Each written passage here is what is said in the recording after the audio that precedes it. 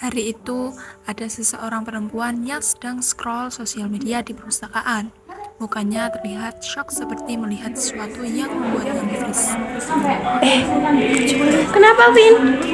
Sumpah ya, ada kasus orang sampai ngejibat mayat. Hah, serius? Serius, Kok dia nggak masuk tuh. akal gitu sih? Ya kan, bisa-bisanya kejadian kayak gitu. Emang ada penjelasan fikihnya?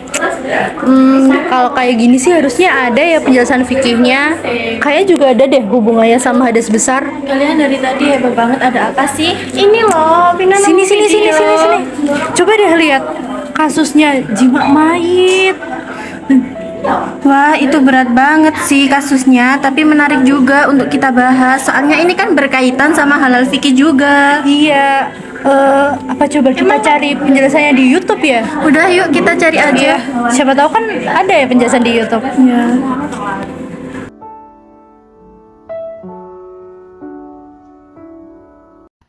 Assalamualaikum teman-teman.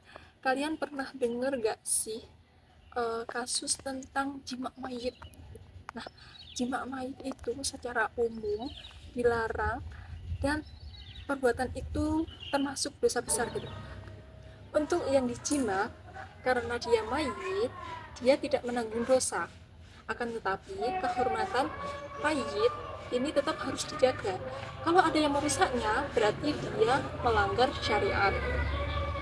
Nah, apakah jenazahnya itu perlu dimandikan lagi kalau setelah disetubuhi?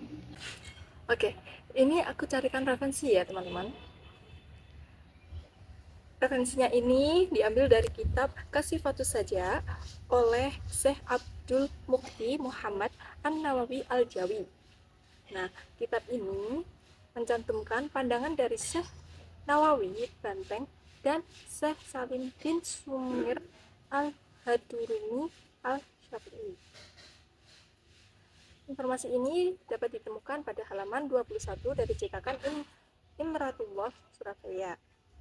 Nah, penjelasannya ini mengenai kewajiban memandikan jenazah setelah disetubuhi.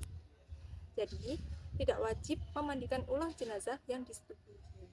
Kemudian, baik jenazah laki-laki maupun perempuan itu tidak perlu dimandikan jika disetubuhi oleh orang yang masih hidup. Nah, jadi teman-teman, kasus ini itu termasuk hadas besar. Karena apa? Karena jima. Nah, jima itu termasuk hadas besar gitu. Nah, walaupun ini termasuk dalam kategori yang terlarang, akan tetapi tetap diwajibkan untuk mandi wajib bagi pelakunya. Nah, itu tadi ya teman-teman, beberapa penjelasan dari aku. Sekian, wassalamualaikum warahmatullahi wabarakatuh. Oh gitu. Kalau aku lihat ya dari sisi yang besar, Cina itu memang salah satu penyebab yang besar. Jadi kalau dari sisi halal kayak haram kayak itu tuh harus mandi besar. Kayak ini kan jima mayit kan masuk ke kategori ini. Makanya pelakunya wajib mandi besar.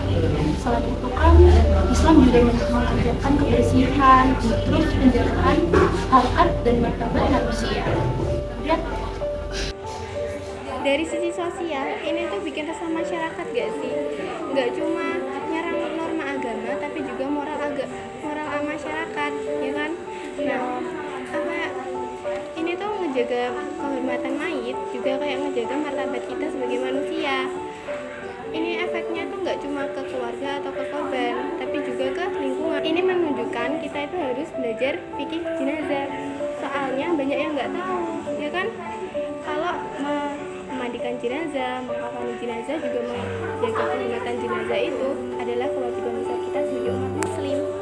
Kalau dari fikih yang dijelasin YouTube tadi, jima mayit itu haram mutlak. Para ulama sepakat bahwa ini melanggar kehormatan mayit dan termasuk dosa besar. Bahkan beberapa mazhab menyebutkan ada hukum had dan takzir yang berat tergantung keputusan hakim. gitu ya.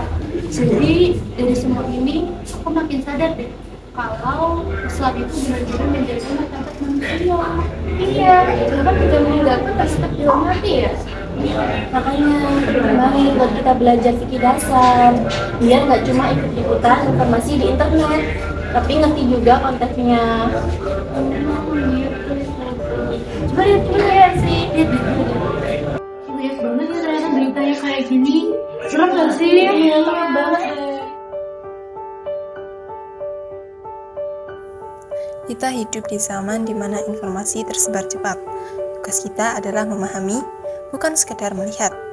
Hal-hal berat seperti ini jadi pengingat bahwa syariat ada untuk menjaga manusia, lahir, dan batin.